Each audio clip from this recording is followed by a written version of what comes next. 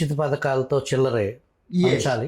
ఈరోజు ఉచిత సామాజిక భద్రతలో భాగంగా సంక్షేమాన్ని ప్రోత్సహిస్తాం.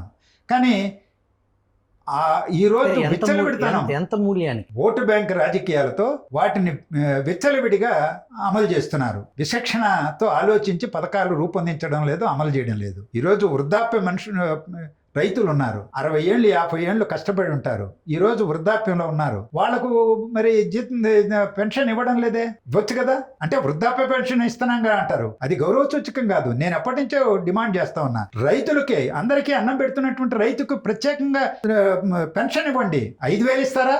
రైతు పెన్షన్ అని ఇవ్వండి, ముందాగా తీసుకొని వాళ్ళు జీవిస్తారు. అనారోగ్యం పాలైతే హాస్పిటల్కి వెళ్తారు, ఖర్చు పెట్టుకుంటారు, మందులు తీసుకుంటారు. ఈరోజు పిల్లల మీద ఆధారపడాల్సిన పరిస్థితుల్లో ఉన్నారు. అందువల్ల అలాంటివి చేయండి, అలాంటివి చేయరు. రైతు పెన్షన్ ఎందుకు పెట్టరు? వృద్ధాప్య పెన్షన్ లో భాగంగా 3,000 4,000 ఇస్తాం, తీసి బతకండమని. అలాగే ఇతర అంటే అవన్నీ ఇవ్వాలి. వికలాంగులకు ఇవ్వాలి, వితంతువులకు ఇవ్వాలి, ఒంటరి మహిళలకు ఇవ్వాలి, లేకపోతే వృద్ధులకు ఇవ్వాలి. ఆ పెన్షన్లు అవన్నీ సామాజిక భద్రత. ఆహార భద్రతలో కూడా రేషన్ షాపుల ద్వారా ఇవ్వాల్సినటువంటి ఆహార ధాన్యాలు ఇవ్వాలి. ఇవన్నీ సరైనటువంటివే, కాదనే సమస్య లేదు. కానీ అదే కోవలో మనం అన్ని జాబితాగా పక్కన పెట్టుకుంటే ఇంటూ పెట్టేటివేవి, టిక్కులు పెట్టేటివేవి అని మనం చేసుకోవచ్చు.